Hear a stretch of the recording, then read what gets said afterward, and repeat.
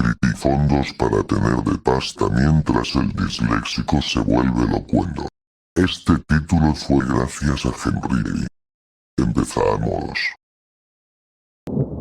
Tomé un avión a otra dimensión.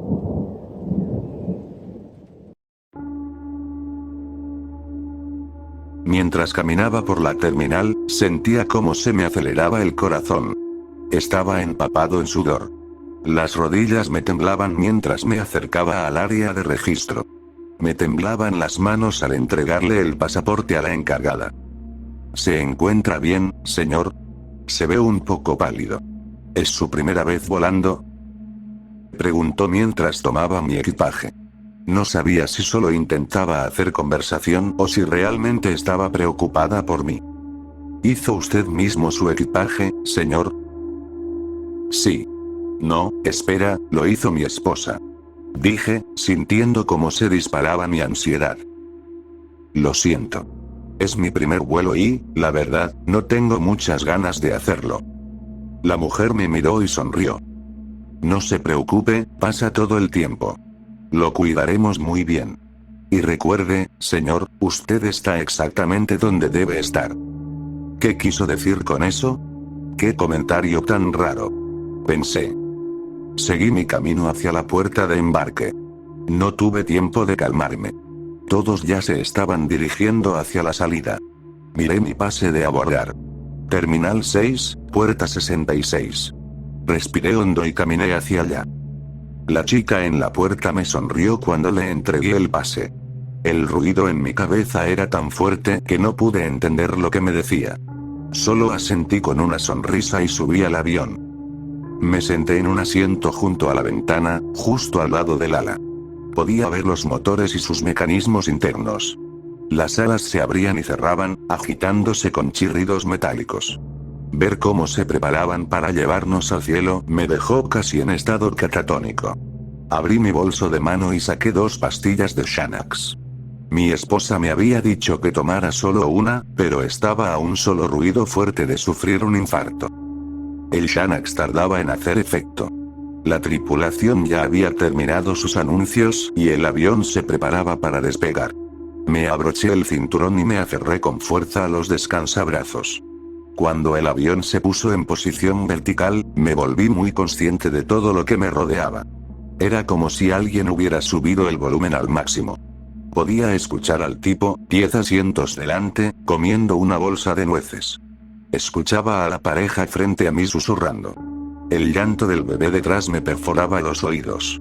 El sudor me bajaba por la frente hasta los ojos, haciéndolos arder, justo cuando el avión comenzó a sacudirse con violencia.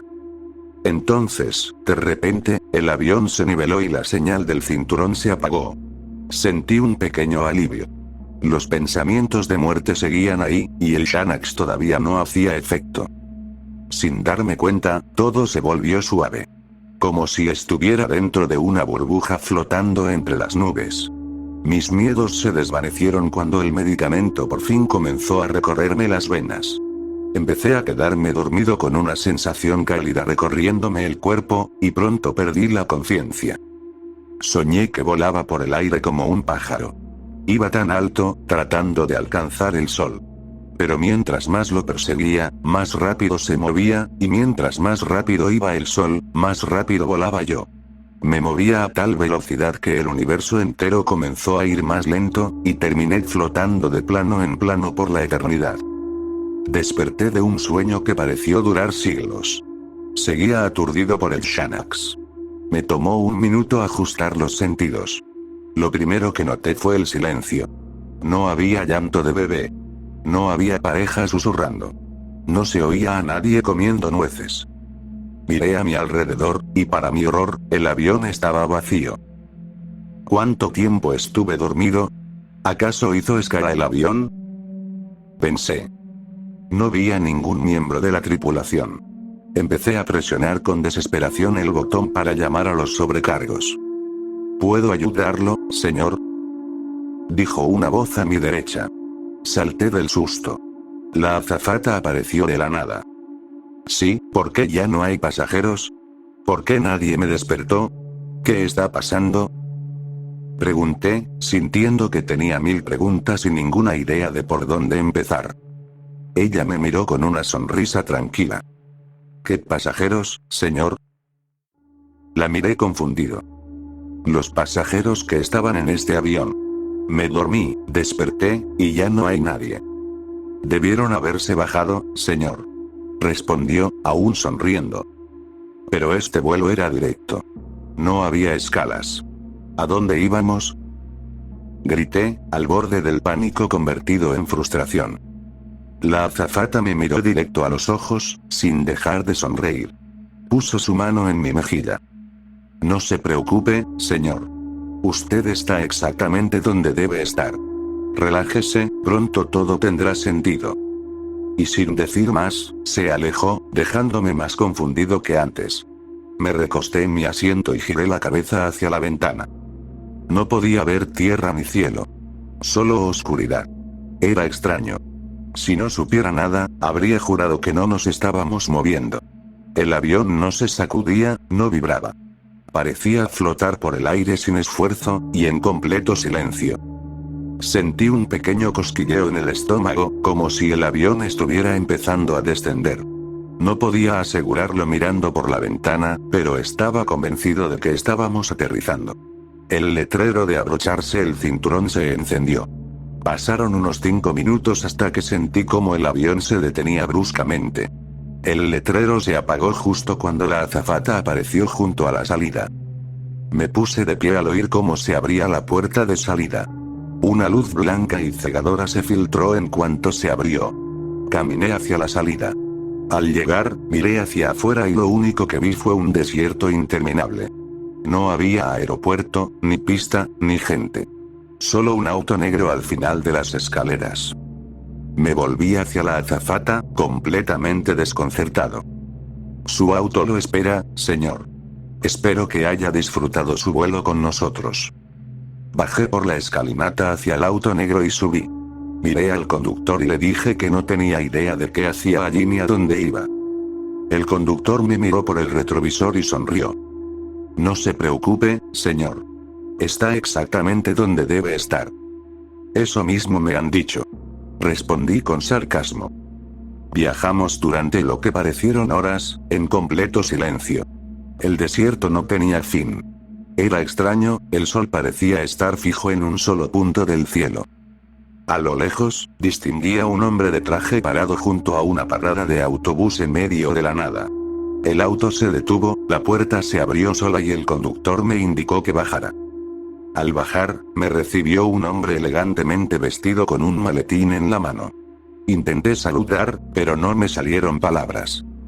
El hombre me hizo callar con un gesto, llevando su dedo a los labios. Hola, Sally. No tenemos mucho tiempo, así que haré toda la charla yo. Sé lo que estás pensando, y déjame decirte que estás equivocado. También sé cuáles son tus planes con ese avión. Y aunque reconozco tu valentía por dar la vida por una causa, aunque sea una causa estúpida, normalmente no me meto en estas cosas. Pero esta vez necesito que pienses bien tus acciones, Sally. Hay un hombre muy importante sentado en primera clase. Ahora te puede parecer insignificante, pero matarlo pondría en marcha una cadena de eventos que terminaría con la destrucción de nuestro planeta. Y eso sí me concierne. Por cierto, ¿realmente creías que te estarían esperando 7 vírgenes cuando murieras? Si es así, eres tan ingenuo como los otros mártires que ahora están atrapados en el purgatorio. Ahora mírame, Sally. Necesito que despiertes. Mientras comenzaba a despertar, sentía como las palabras del hombre de traje seguían resonando dentro del avión. Miré mi reloj. Era la hora.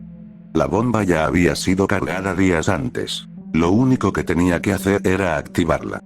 El teléfono que me dieron funcionaba como transmisor, enviando un código con solo presionar un botón. Me quedé mirando el teléfono. Observé a mi alrededor, a toda la gente inocente.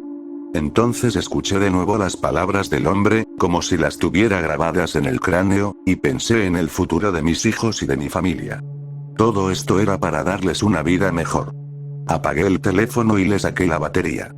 Sentí algo muy raro, una especie de alivio que me recorrió entero al darme cuenta de lo cerca que habíamos estado todos. El avión aterrizó y bajamos. Mientras caminaba por la terminal, me detuve en una tienda y compré un periódico. En la portada aparecía la foto de un hombre llamado Dr. James Hansen, del Instituto Goddard de Estudios Espaciales de la NASA.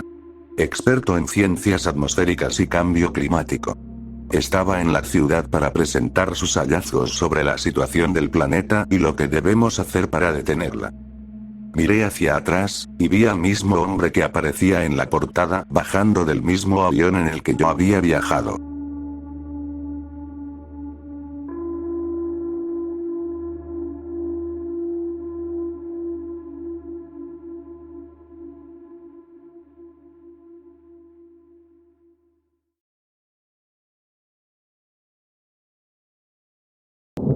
Mi papá nos decía que los monstruos debajo de nuestras camas eran reales. Mi padre fue una persona profundamente aterradora durante mi infancia. Nunca nos golpeó, pero se esmeraba en asustarnos para que obedeciéramos. No lo hacía con amenazas, sino con cosas extrañas, como esconderse debajo de nuestras camas, hacer ruidos por la noche y luego decirnos que era el monstruo que se comía a los niños que no se dormían. Tenía un hermano mayor que tenía la costumbre de bajar a escondidas por las noches a buscar comida, lo cual enfurecía a mi papá. La entrada del ático estaba justo afuera de nuestra habitación, y una noche él quitó la tapa de madera y colocó una máscara de Halloween espantosa asomándose al pasillo. Nos dijo que era el demonio del ático, esperando para atraparnos el alma si nos atrevíamos a cruzar por ahí de noche. Y tengo que admitirlo. Funcionó. Mi hermano no se atrevía ni a abrir la puerta del cuarto después de eso. Ya en mi adolescencia, creo que lo peor que nos dijo fue que, si alguna vez intentábamos salir por la noche, los monstruos que vivían en la casa se pondrían tan furiosos que matarían a nuestra madre y a él, y al regresar los encontraríamos colgados del árbol en el patio trasero. Lo único que conocí durante las noches de mi niñez fue el miedo. Y creo que eso me afectó como adulto. Odio dormir. Si pudiera vivir sin hacerlo, lo haría sin dudar. Mis problemas de sueño empeoraron cuando mi padre murió y me mudé de regreso a casa para acompañar a mi madre. Intenté muchas veces hablar con ella sobre las cosas que mi padre nos hacía cuando éramos niños, pero siempre sospeché que las manipulaciones que él ejercía sobre ella eran mucho peores. Cuando murió, ella no derramó una sola lágrima. De hecho, parecía aliviada mientras lo bajaban a la tumba en el funeral.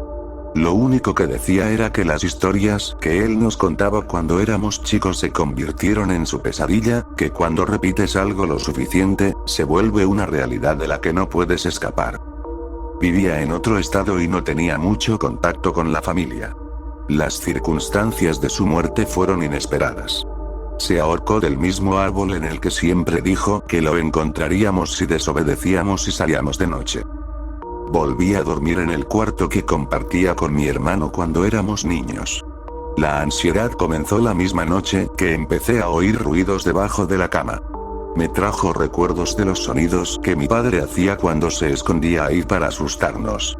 Esto se repitió durante semanas, siempre cuando estaba a punto de quedarme dormido. Al principio no le di mucha importancia, pensé que era mi mente jugándome malas pasadas.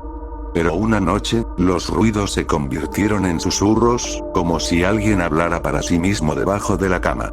La ansiedad se transformó en miedo paralizante cuando escuché que desde la oscuridad decían el nombre Buster. Era un apodo que nadie me decía desde la última vez que vi a mi padre. Él solía llamarme así cuando no estaba tratando de asustarme. Me quedé ahí, inmóvil, completamente congelado, mientras los susurros se transformaban en burlas. Buster, Buster, soy yo, Buster. Reuniendo el poco valor que me quedaba, logré poner los pies en el suelo. Me incliné lentamente para mirar debajo de la cama, y entonces escuché la voz de mi padre, saliendo desde abajo. Recuerda lo que te pasará si te mueves de la cama. De repente, una mano helada como la muerte me agarró del tobillo. Solté un grito desgarrador. Me sentía otra vez como ese niño asustado que se quedaba cada noche rezando para que los monstruos no lo atraparan. Grité hasta que, de pronto, las luces del cuarto se encendieron y vi a mi madre parada en la puerta, mirándome como si me hubiera vuelto loco. Tal vez sí estoy loco. Pensé al día siguiente, mientras intentaba dormir una vez más. El recuerdo de esa mano helada no me dejaba en paz.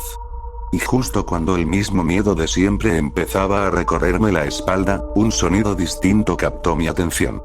Esta vez venía de arriba, como si algo arrastrara sus pasos por el suelo del ático. Escuché claramente pasos caminando de un lado a otro sobre el techo. Entonces recordé lo que mi padre le decía a mi hermano sobre los demonios del ático. Ya de adulto, eso no debería asustarme, pero el miedo que sentía era tan real, tan profundo, que empecé a dudar de todo. Decidí revisar la entrada del ático justo afuera de mi habitación. Recé con todas mis fuerzas para que la tapa de madera siguiera en su lugar.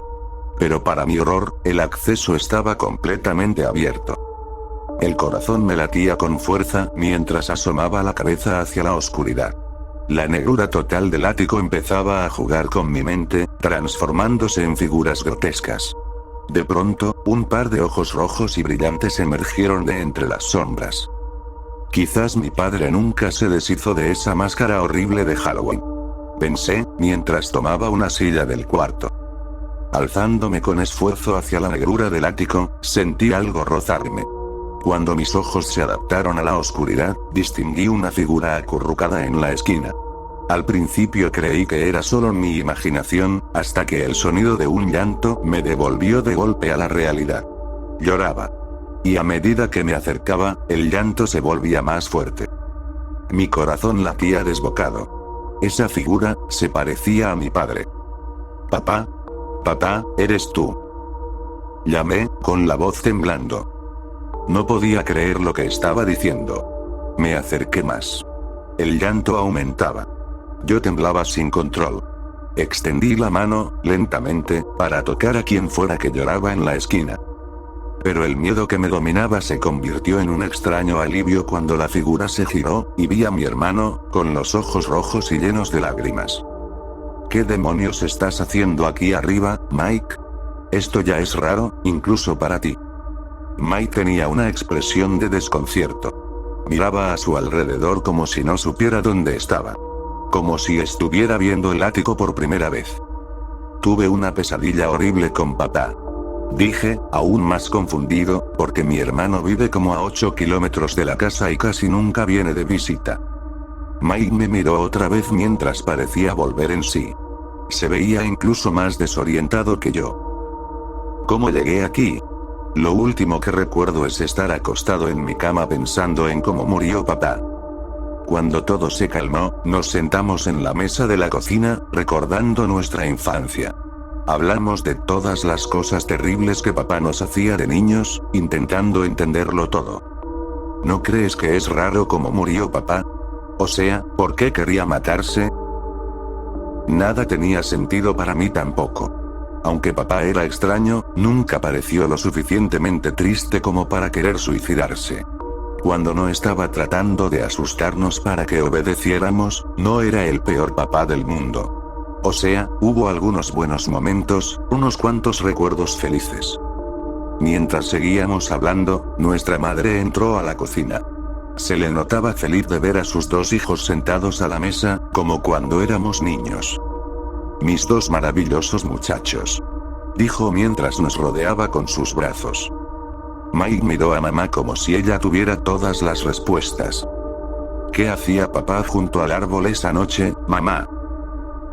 Pude sentir cómo el cuerpo de mi madre se tensaba en cuanto las palabras salieron de la boca de mi hermano. Hay cosas en las que no vale la pena quedarse pensando. Su padre era un hombre complicado. El pasado es el pasado, y ahí es donde vamos a dejarlo. Mi madre siempre fue buena para esquivar la verdad. Las emociones no eran su fuerte, pero sospecho que era una defensa que había construido para poder lidiar con mi padre. Cuando era más joven, recuerdo haber entrado al salón y ver a mi papá agitando una pistola mientras mi madre le suplicaba que se detuviera. Recuerdo el miedo en su rostro, tal vez era muy chico para entender lo que pasaba, pero ahora empiezo a pensar que ella lo vivió mucho peor de lo que imaginábamos. Pasaron algunos días y mi ansiedad parecía empeorar. Dormir se sentía como una tarea imposible. Solo pensar en ello me llenaba de un terror insoportable. Mi corazón latía al ritmo del reloj en la pared cuando de pronto, volvieron los sonidos debajo de mi cama. Rasguños y golpeteos en intervalos, como si intentaran llamar mi atención. Pensé que era mi mente jugándome malas pasadas, necesitaba verlo por mí mismo para convencerme de que solo era mi imaginación. Me agaché para mirar debajo de la cama y entonces escuché de nuevo la voz de mi padre. Esta vez fuerte y clara. Buster, yo no quería hacerlo. No quería dejar a tu madre. Mientras la voz de mi papá resonaba en mis oídos, miré debajo de la cama. No sabía qué creer cuando lo vi mirándome de vuelta. Su rostro estaba completamente retorcido. Mi cuerpo se paralizó por el miedo cuando estiró una mano hacia mí. Buster. Volvió a llamarme mientras trataba de arrastrarse hacia mí. Mira por la ventana. Sálvame, Buster. Salté sobre la cama cuando su rostro quedó a solo unos centímetros del mío. Miré hacia la ventana que daba al viejo roble solitario en el centro del patio trasero. Un tipo de miedo distinto se apoderó de mí al ver a mi madre colocándose una soga alrededor del cuello. Grité y golpeé la ventana para llamar su atención. Ella me miró con una especie de alivio en la cara, como si todo el dolor que había cargado por años estuviera a punto de terminar. Mi mente estaba hecha un torbellino mientras corría hacia el jardín. La abracé por las piernas mientras le rogaba que no muriera. Su rostro ya estaba azul cuando busqué desesperadamente algo para cortarla. Revolví todo en pánico, lo que pareció durar horas. Intenté de todo para salvarla, pero finalmente fue demasiado tarde. Esa misma noche, después de que los policías y paramédicos terminaron con sus preguntas, me quedé solo en el dormitorio de mi madre, contemplando cómo todo se había venido abajo. ¿Qué le voy a decir a Mike? Pensé, antes de ver una nota sobre el tocador. Estaba dirigida a Mike y a mí. Apenas podía leer lo que decía entre las lágrimas. A mis hermosos hijos. Traté de protegerlos todo lo que pude mientras crecían. Traté de mantenerlos a salvo de las pesadillas con las que su padre intentó llenar sus cabezas, y siento que les fallé. Cuando no estaba inventando monstruos para asustarlos, estaba creando demonios para asustarme a mí. Me mantuvo prisionera mediante el miedo a quedarme sola criándolos a ustedes. Usaba la amenaza del suicidio para mantenerme atrapada. La noche que murió, lo descubrí y le di el empujón final. Me suplicó que lo salvara, pero le di la espalda hasta que ya no estuvo. Ojalá todo hubiera sido diferente, pero ahora, todos somos libres. Ahora todo tenía sentido.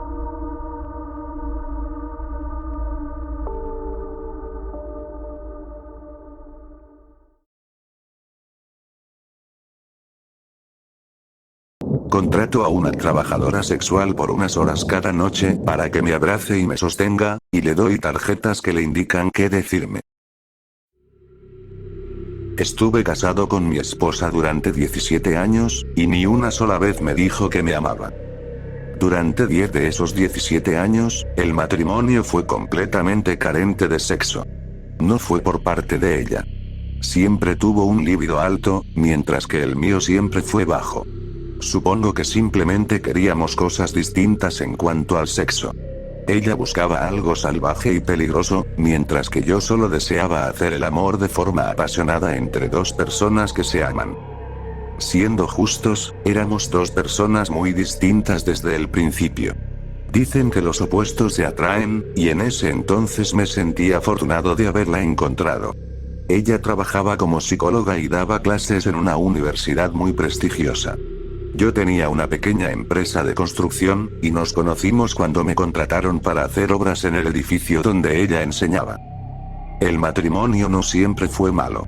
Al inicio, ella fue increíble y se esforzaba por que funcionara, pero no tardaron en aparecer las diferencias que terminaron convirtiéndose en un muro entre nosotros. Los últimos 3 años fueron los más duros. Las discusiones constantes hicieron que dejáramos de compartir la cama. Cuando por alguna razón coincidíamos en la misma habitación, el aire se volvía denso, con una tensión que pesaba en cada respiro, llenando el espacio con algo que ninguno se atrevía a decir. Había llegado a un punto en el que el amor que yo anhelaba ya no era solo un deseo, sino un hambre que me devoraba por dentro. La primera vez que contraté a una trabajadora sexual fue simplemente para sentir el calor de una mujer.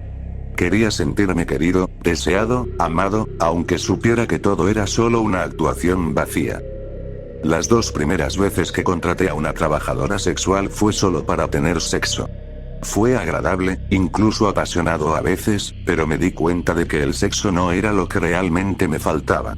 La tercera vez, le dejé claro que no quería tener relaciones. Solo necesitaba que alguien me abrazara, y que me dejara abrazarla.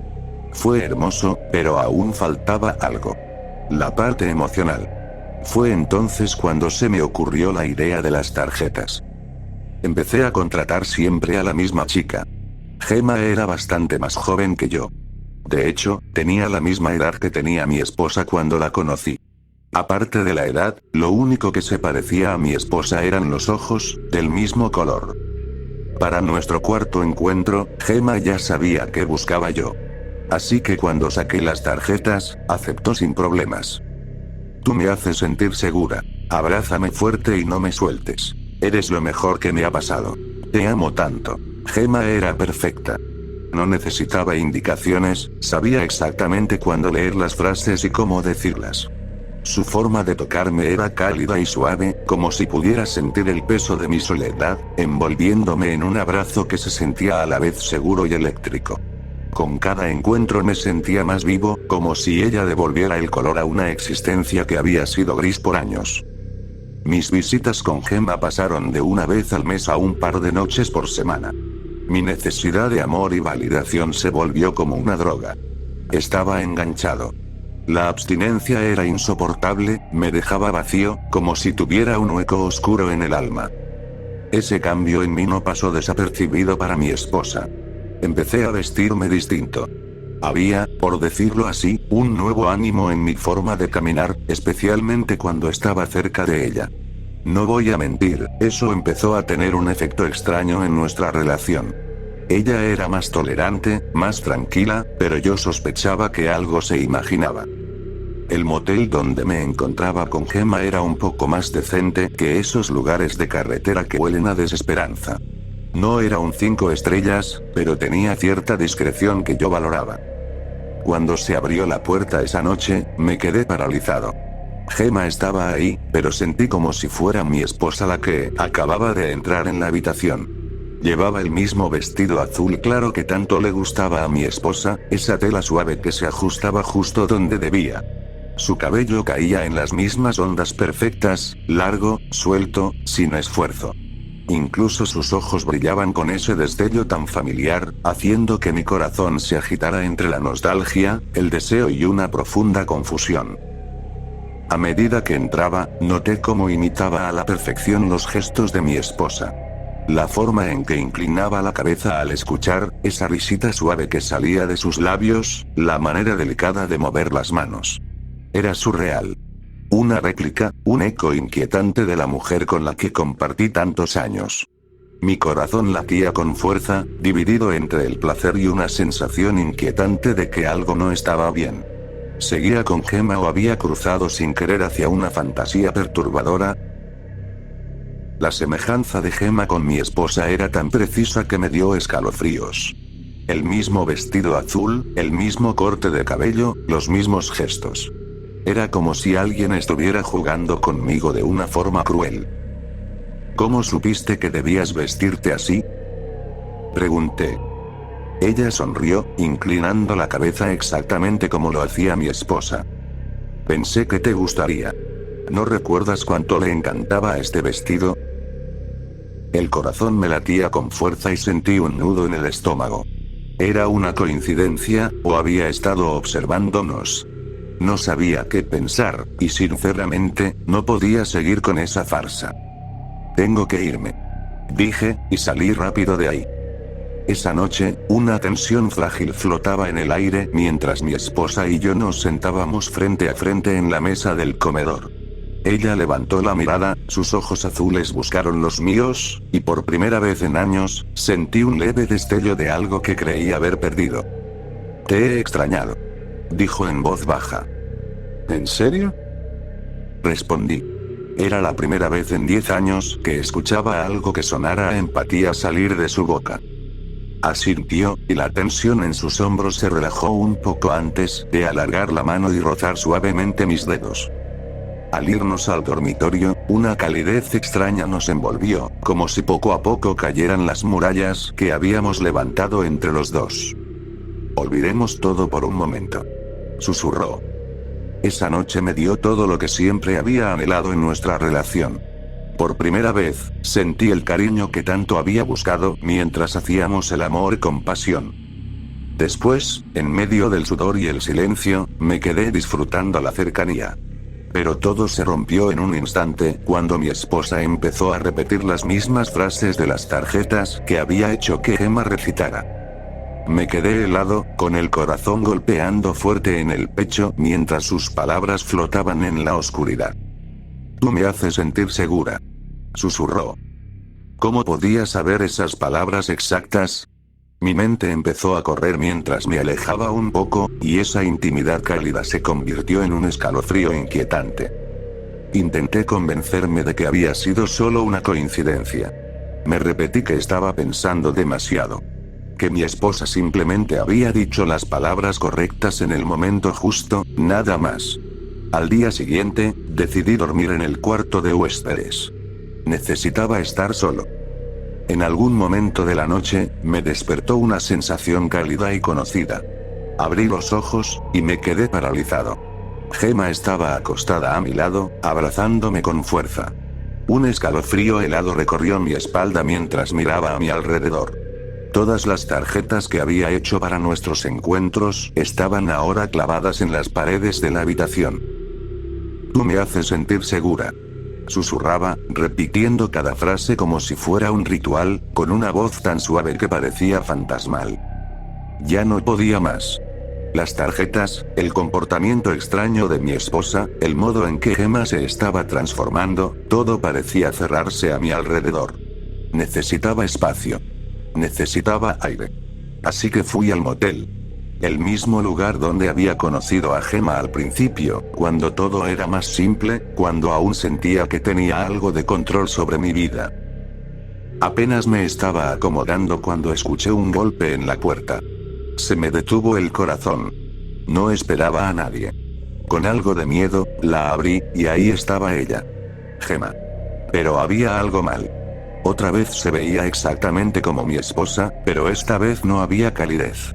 Sus ojos eran fríos, igual que cuando mi esposa me miraba durante nuestras peores discusiones. No pudiste mantenerte alejado, ¿verdad? Dijo, con una voz cargada de veneno. Gemma, ¿por qué estás haciendo esto? Entró sin esperar a que la invitara. Gemma, ¿así me llamas ahora? Patético hombrecito. Sus palabras me golpearon como un puñetazo en el estómago. Era exactamente como mi esposa me hablaba en nuestros peores momentos. ¿Crees que pagar por afecto te hace hombre? ¿Crees que unas cuantas frases bonitas en unas tarjetas son suficientes para arreglar tu vida triste y rota? Escupió con una voz helada, implacable. Detente. Dije, temblando. Ella no me hizo caso. Siguió caminando por la habitación. Siempre fuiste débil. Por eso ella no puede amarte. Le das asco. Cállate. Grité. No vales nada. Nunca fuiste suficiente para ella. Y nunca lo serás para nadie. Perdí el control. Las palabras, la mirada en sus ojos, la forma en que encarnaba todo lo que mi esposa había dicho y hecho para romperme durante años, fue demasiado. Me lancé sobre ella, la empujé con fuerza. No quería hacerle daño, solo quería que se detuviera. Pero tropezó con el borde de la mesa de centro y su cuerpo se estrelló contra el vidrio. Me quedé ahí, paralizado del horror, mientras ella yacía inmóvil en el suelo, con un charco de sangre formándose a su alrededor. ¿Qué he hecho? Pensé. Corrí hacia ella, pero no se movía. La sangre estaba por todas partes, brillando bajo las luces del motel. No sabía qué hacer. Mi mente giraba fuera de control. Aturdido, la arrastré al baño y puse su cuerpo en la tina. Me temblaban las manos mientras me secaba el sudor de la frente. Por un instante pensé en largarme y dejar que el personal de limpieza la encontrara. No podía pensar con claridad, no podía concentrarme. Necesitaba ayuda, así que tomé el teléfono y marqué al 911. Ha habido un accidente. Alguien está herida. La policía llegó rápido, más de lo que esperaba. Los guié al baño, tratando de calmar mi corazón desbocado. Temblaba mientras abría la puerta para mostrarles el cuerpo, mi mente repasando todos los posibles escenarios. Pero cuando corrí la cortina de la regadera, no había sangre. En su lugar, en la tina, había un maniquí con ojos de vidrio que me miraban fijamente, sus extremidades torcidas y rígidas. Sentí que el estómago se me caía. Sujetas a su pecho y extremidades estaban todas las tarjetas que le había dado a Gemma. Me hace sentir segura. Te amo. Eres lo mejor que me ha pasado. Los oficiales me miraron confundidos, pero yo no podía decir nada. No podía explicarlo. El cuarto giraba mientras me dejaba caer al suelo, jadeando. ¿Lo había imaginado todo? ¿O era parte de un juego retorcido? Apoyado contra la pared, con la visión borrosa por el pánico y el agotamiento, noté que una de las tarjetas clavadas al maniquí no era como las otras. La letra era distinta, más afilada y deliberada. El estómago se me hizo nudo al leerla. Sonríe. Te estoy viendo. Con amor, tu esposa. Un escalofrío me recorrió el cuerpo. Mi mirada recorrió el baño. No me había dado cuenta antes, pero en las esquinas superiores, discretamente colocadas, había pequeñas luces rojas parpadeando. Cámaras. Corrí de vuelta a la habitación principal, escaneándola con desesperación. Efectivamente, había más. Una detrás del espejo, otra disfrazada de detector de humo. Sentí náuseas. Ella había estado viéndome aquí, en este mismo motel. Había visto todo. Cada momento íntimo, cada colapso, cada encuentro enfermo con Gemma. ¿Cuánto tiempo llevaba esto ocurriendo? Me latía el pecho de furia e incredulidad. Tenía que enfrentarla. Esto que había orquestado no se trataba solo de nuestro matrimonio. Era algo mucho, mucho más oscuro. Conduje hasta su trabajo, con las manos apretando el volante. Cuando llegué a la universidad, entré hecho una furia en el edificio donde enseñaba, sin importarme las miradas o los murmullos, mientras empujaba a todos rumbo al salón de clases. Cada paso retumbaba como un tambor en mi pecho. No podía pensar con claridad. Solo quería llegar a ella. Abrí de golpe las puertas del aula. El salón estaba lleno de estudiantes, todas mujeres. Y allí, en primera fila, sentada con una postura perfecta, estaba Gemma. Pero no era una alumna más. Estaba al frente, como una alumna destacada, completamente absorta en lo que mostraba la pantalla del proyector. Me tomó unos segundos entender lo que estaba viendo. En la pantalla había vídeos míos. De nosotros. Cada momento íntimo, cada humillación de nuestro matrimonio, se proyectaba frente a todas. Mi corazón se desplomó al ver fragmentos de nuestras peleas, los años sin amor, y luego las noches que pasé con Gemma. Mi esposa estaba al frente del aula, impecable como siempre, con los ojos fríos brillando de satisfacción. Detuvo el video y se giró hacia mí con una sonrisa que me heló la sangre. Toda la clase se volvió a verme. Bienvenido, cariño. Dijo. No te esperaba tan pronto, pero es el momento perfecto para una demostración. ¿Qué es esto? Gruñí. Ella señaló la pantalla con la naturalidad de quien explica un caso clínico. Esto, mi amor, es el resultado de años de trabajo. Una inmersión profunda en la psique masculina, específicamente en el ego frágil y la masculinidad tóxica. Sonrió, pero no había calidez en ella. Solo malicia. Y tú, querido, has sido el sujeto perfecto. La sala se llenó de murmullos de aprobación. Algunas tomaban notas. Los ojos de Gemma se cruzaron con los míos, pero ya no eran suaves ni seductores. Eran fríos. Cómplices de esta farsa perversa. ¿Tú montaste todo esto? ¿Las cámaras, las tarjetas, Gemma?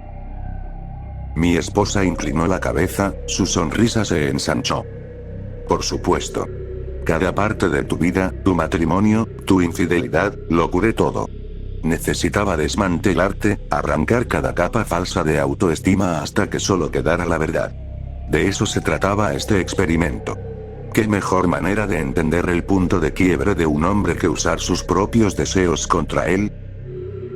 Di un paso atrás, con arcadas de asco. Esto es enfermizo. Balbuceé. Sentí que iba a desmayarme. Cada detalle íntimo de mi vida había sido expuesto, diseccionado, convertido en una investigación. Cada palabra, cada tarjeta, cada momento de desesperación, todo había sido por su diversión. Por su maldito experimento.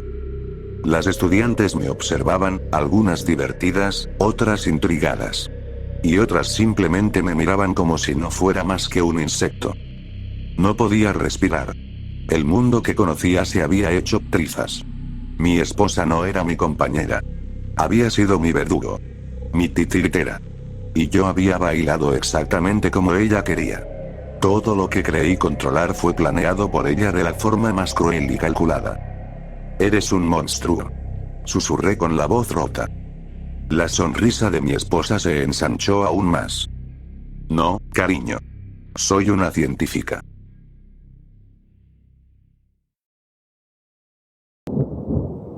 La convención.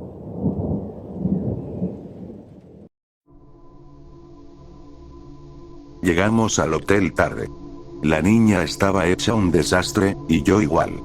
Dejé que Sally durmiera durante el vuelo mientras intentaba evitar que nuestra hija de 2 años tuviera una crisis total. Cuando el avión comenzó su descenso final, mi alivio fue interrumpido por un dolor de cabeza horrible, una pesadilla de sinusitis, algo relacionado con el cambio de presión, supongo, y fue entonces cuando Amy comenzó a gritar. Así que, cuando llegamos al hotel, necesitaba una bebida, y Sally, bendita sea, lo sabía. Pasamos por el salón del hotel, y ella sugirió que me metiera por un trago antes de que ella pusiera a Amy a dormir. No discutí. Me senté en la barra y pedí un ron con coca doble. Al principio, estábamos solo yo, el bartender y un tipo con traje de negocios. Ya se acercaba la medianoche, pero el tipo de traje hablaba alto por teléfono. Dile a Jensen que el DDP tiene que suceder esta noche, o será tostada de aguacate. Algo así. El bartender puso los ojos en blanco y dejó mi bebida frente a mí. Me la tomé de un solo trago y pedí una Sam Adams. A la mitad de esa, ya me estaba sintiendo mejor. Justo después de medianoche, el bar comenzó a llenarse de más tipos con traje. Un montón de chicos blancos y arrogantes, todos hablando en voz alta. Escuché al bartender murmurar. Era un hombre negro de mediana edad, que parecía muy cansado y listo para irse a casa. Parece que la convención de imbéciles está en la ciudad, dijo. Tomé una cerveza más y luego subí a mi habitación. Sally y Amy estaban profundamente dormidas. Me metí en la cama junto a Sally y caí dormido en un abrir y cerrar de ojos. Me desperté tarde y me perdí las cápsulas de café que el hotel ofrece en cada habitación, ya que Sally ya las había usado. Ella y Amy saltaban de un lado a otro en la otra cama, mientras un dibujo de Paw Patrol se reproducía en la televisión. Pensé que habría café en el lobby o algo así que salí de la habitación y me dirigí hacia allá. En el pasillo, 3 señoras de la limpieza estaban arrodilladas, frotando el suelo. A medida que me acercaba, vi que intentaban limpiar una enorme mancha marrón. Imbéciles, decía una de las señoras. Ni un poco de consideración. No fue difícil adivinar que uno, o varios, de los tipos con traje habían dejado esa mancha después de una noche de borrachera. Asentí a las señoras y luego me dirigí al ascensor y presioné el botón. Cuando se abrió la puerta, un grupo de unas 20 chicas adolescentes con uniformes rojos y cortos, supuse que eran de fútbol, salió del ascensor. Me sorprendió que tantas pudieran caber allí y entré. Las chicas habían presionado todos los botones del ascensor, así que tuve que esperar mientras paraba en cada piso. Piso 8, dim, la puerta se abrió, nadie entró, la puerta se cerró, piso 7, dim, y así sucesivamente. Necesitaba café. Llegué al lobby, y estaba lleno a su capacidad máxima. Los tipos con traje estaban dando vueltas, hablando en voz alta, y había tantas chicas adolescentes como ellos, con uniformes de diferentes colores, hablando mientras tecleaban en sus teléfonos. Me abrí paso entre la multitud, conseguí mi café y volví al ascensor. 3 de las chicas y uno de los tipos con traje se subieron conmigo. Mientras subíamos, miré y vi que el hombre estaba mirando a las chicas en sus pantalones cortos. Sentí que la ira comenzaba a subir mientras subíamos, y cuando las chicas se bajaron en el 6º piso, me giré hacia el hombre y le dije: ¿te dio un buen vistazo, imbécil? Él me sonrió. ¿Debería el personal hablarle así a los huéspedes? ¿Tengo que hacer un reporte con tu gerente? Estaba a punto de decirle que no trabajaba allí, pero luego supe que él ya lo sabía. Solo estaba siendo un idiota arrogante. Consideré brevemente golpearlo, pero sabía que no sería honorable y me demandaría o haría que me arrestaran, y entonces estaría jodido. Así que me callé hasta que me bajé en el 9º piso y lo llamé tarado mientras salía. Todo esto me dejó de mal humor, pero a medida que pasaba el día, lo olvidé. Terminamos teniendo un buen día, visitando a la abuela y luego mirando todos los peces y criaturas marinas en el acuario de Tampa. Esa noche, me despertaron a las 2:30 de la madrugada unos gritos horribles. Sonaba como tortura, o como una masacre. Sacudí a Sally. Oye. Le dije. ¿Escuchaste eso? ¿Qué? Dijo Sally. Esos gritos. Parece que alguien está siendo asesinado, o algo peor. No escucho nada. Fue fuerte. Quizás fue un sueño. Dijo Sally, dándose vuelta para volver a dormir. Sentí un escalofrío en la nuca y me quedé allí, bien despierto, durante 1 hora, solo escuchando. Pero no oí nada, excepto la respiración pesada de Sally y Amy, profundamente dormidas, así que finalmente me uní a ellas. Por la mañana, nuevamente me perdí el café de la habitación y nuevamente me dirigí al lobby. De nuevo, había 3 señoras de la limpieza frotando furiosamente una nueva mancha marrón en el pasillo. Esta vez, me estremecí cuando la vi. Algo estaba pasando. Tuvimos otro día completo, esta vez en el zoológico, y al final del día estaba agotado de caminar bajo el calor de Florida. Pero no podía dormir. Seguía pensando en los gritos que había oído la noche anterior y en esa mancha marrón. Justo antes de la medianoche, bajé al salón. Estaba lleno de tipos con traje, ruidosos y molestos, como siempre. El mismo bartender estaba allí. Pedí una Sam Adams, y cuando me la entregó, le pregunté: «Oye, ¿oíste esos gritos horribles anoche? ¿A medianoche, como a las 2:30 de la madrugada?» Se encogió de hombros. «No sé nada, amigo». Eso me pareció una cosa extraña para decir. ¿Qué significa eso? ¿No lo oíste o no sabes qué fue? Significa lo que significa, amigo. Significa que no sé nada. Está bien, gracias. Le dije. Me senté allí, bebiendo mi cerveza, preguntándome si realmente era raro lo que había dicho o si solo estaba cansado y paranoico. Quizás había sido un sueño después de todo. Esos gritos. No, los había oído. Y el bartender definitivamente estaba actuando raro. No quería hablar con ellos, pero finalmente la curiosidad pudo más, y me acerqué a una mesa de tipos con traje. «Oigan», dije. Dejaron de hablar y me miraron de arriba a abajo. «No necesitamos más bebidas ahora», dijo uno. Suspiré. ¿Les gustó el chiste? ¿Alguien escuchó esos gritos anoche? Ah, sí. Dijo uno. Fue culpa mía. Lo siento, amigo. Eras tú. Sonaba como si alguien estuviera siendo asesinado. ¿Qué pasó? Guau. Dijo el hombre. Qué incómodo. Mira. No fue mi culpa, te lo juro. ¿Qué? ¿Qué no fue tu culpa? Acostarse con tu mujer, amigo. Es una locura. Todos los hombres de la mesa estallaron en carcajadas. Tuve algunas ideas fugaces, pero todas me llevarían a la cárcel, así que apreté la mandíbula, dejé la cerveza en su mesa y volví a mi habitación. Cuando llegué a mi piso, oí a alguien reírse. Al doblar la esquina, vi a un hombre de negocios abrir la puerta. Detrás de él estaba una de las adolescentes, con su uniforme rojo corto. Iba dando tumbos, obviamente borracha o drogada. El hombre la agarró de la muñeca y la metió a empujones en su habitación. Luego entró y cerró la puerta tras él. Me quedé paralizado un momento. No sabía si llamar a la policía o intentar solucionarlo yo mismo. Pensé en ese monstruo que estaba ahí dentro, violando a la chica. Podría pasar antes de que llegara la policía. Corrí por el pasillo y empecé a golpear la puerta. Al cabo de un minuto, el hombre entreabrió la puerta, con la cadena que la impedía abrirse del todo. ¿Qué carajo quieres?, dijo. La chica. Dije. ¿Qué chica? Abre la puerta. Dije. Escucha, idiota. Dijo. Vuelve a tu habitación y duerme o llamaré a la policía. ¿Vas a llamar a la policía?, dije. No, voy a llamar a la policía, a menos que abras esa maldita puerta. Cerró la puerta de golpe. Llamé al 911. Hay un hombre aquí, le dije a la señora.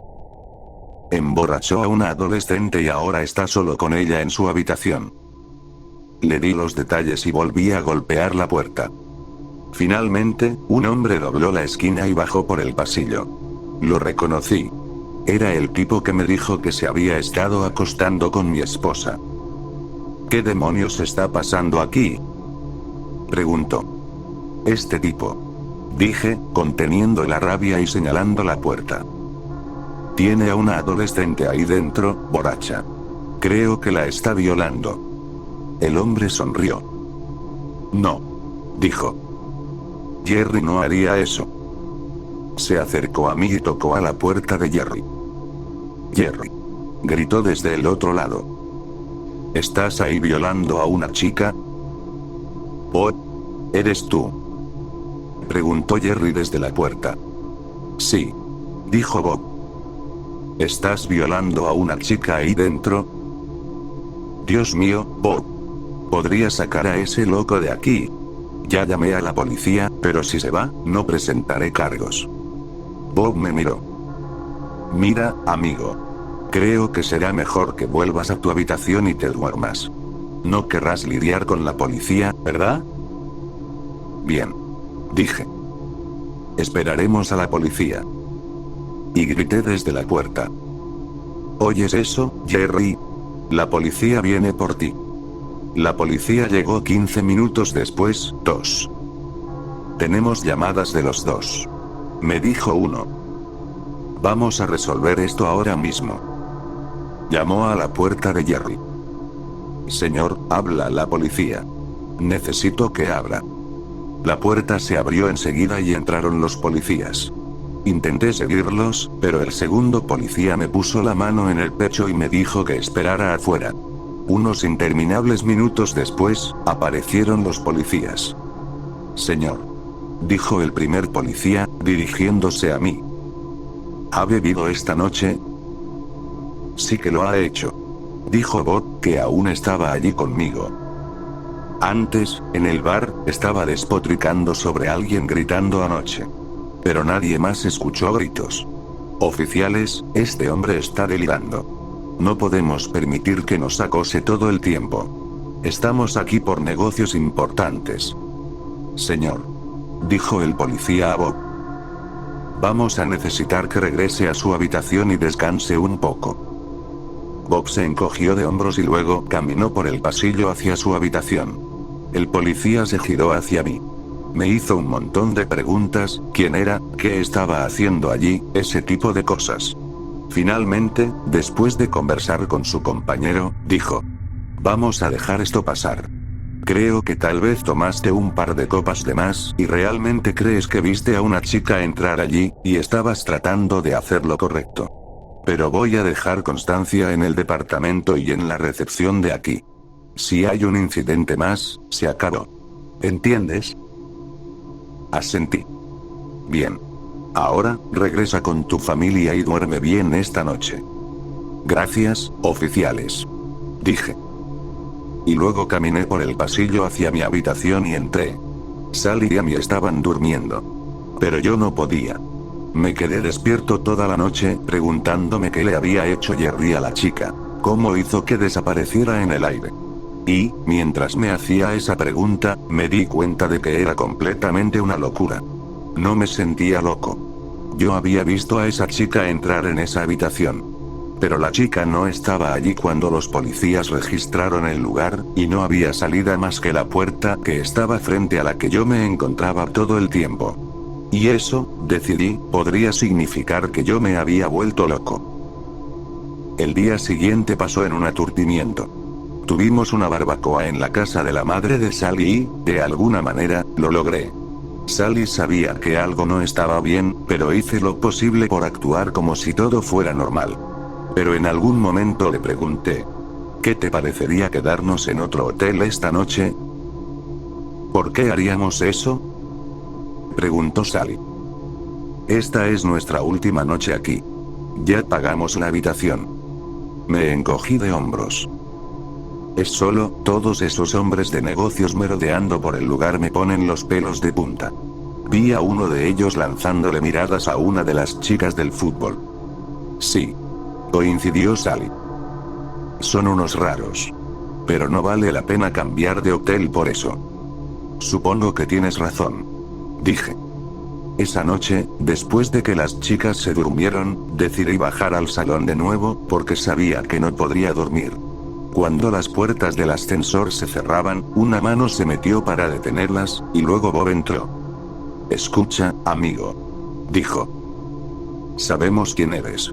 Dijo mi nombre, el de mi esposa, el de mi hijo, nuestra dirección de casa y la dirección de nuestros empleadores. ¿Quién eres?, pregunté, después de tragar con dificultad. ¿Qué quieres? Vamos a destruirte, dijo Bob. Por meterte con Jerry. Tal vez los policías te dejaron ir, pero nosotros no lo haremos. Di adiós a tu cuenta bancaria. Di adiós a tu casa. Todo habrá desaparecido para cuando regreses. No sabía qué decir, qué hacer. Simplemente me quedé allí, mi mente dando vueltas. El ascensor hizo su sonido y Bob se bajó en el primer piso, pero yo no. Regresé al 9º piso y me quedé frente a mi puerta durante mucho rato, pensando. Tuve que protegerme, proteger a mi familia, pero ¿cómo? No tenía idea de con quién estaba tratando. ¿De verdad podrían hacer eso? ¿Borrar mi cuenta bancaria y todo eso? No lo creía, pero no sabía. Lo que sí estaba claro es que habían podido obtener los detalles de mi identidad de manera rápida y fácil. En algún momento, debo haberme quedado dormido, apoyado contra el exterior de la puerta de mi habitación. No había dormido en 36 horas. Me despertó el grito. Miré mi teléfono. Eran las 2:30 de la madrugada. El grito parecía haber venido de justo alrededor de la esquina. Me levanté y caminé lentamente por el pasillo. Estaba totalmente en silencio. Llegué a la esquina y lentamente asomé la cabeza. Allí, un poco más adelante, había un grupo de una docena de chicas con uniformes rojos, arrodilladas, encorvadas sobre algo. Rodeé la esquina. ¿Está todo bien?, pregunté, caminando hacia adelante. Al unísono, las chicas giraron la cabeza para mirarme. Reconocí a una de ellas como la chica que había sido llevada a la habitación de Jerry. Pero ella, y todas ellas, se veían diferentes ahora. Sus ojos brillaban en rojo y tenían algo en la boca. Al acercarme, vi lo que era. Estaban masticando intestinos humanos. Con la mirada, seguí los intestinos hasta los cuerpos y allí, tendidos y completamente muertos, estaban Bob y Jerry, con expresiones torcidas de horror absoluto grabadas en sus rostros. Las chicas me sonrieron alrededor de los intestinos. Cada una tenía una mancha de sangre en la frente, pintada en un símbolo. Era un círculo con 3 rayas corriendo diagonalmente a través de él. Vomité allí mismo, en el pasillo. Las chicas volvieron a concentrarse en los cuerpos. Yo me di la vuelta y caminé hasta la puerta de mi habitación, la abrí, me metí en la cama junto a mi esposa y caí inmediatamente en un sueño profundo, mi mente completamente apagada. Por la mañana, me levanté lo suficientemente temprano como para tomar una taza de café en la habitación. Empacamos nuestras cosas, revisamos debajo de las camas una última vez y luego salimos al pasillo. Doblamos la esquina y allí estaban 3 mujeres de limpieza arrodilladas, frotando con furia una gran mancha marrón. Unos completos desordenados, murmuraba una de las mujeres. Les asentí mientras caminábamos hacia el ascensor. ¿Puedo apretar el botón?, preguntó Amy. Claro, pequeña, dije. Amy apretó el botón, el ascensor llegó y descendimos hasta el vestíbulo. Todos estaban haciendo el checkout. Los hombres de negocios, las chicas adolescentes y nosotros. Vi a esa misma chica allí, la que había desaparecido en la habitación de Jerry, con una maleta en una mano y el teléfono en la otra. Levantó la vista de su teléfono por un breve momento y sonrió. Sentí que me miraba, pero no podía estar seguro. Hicimos el checkout y nos dirigimos a casa.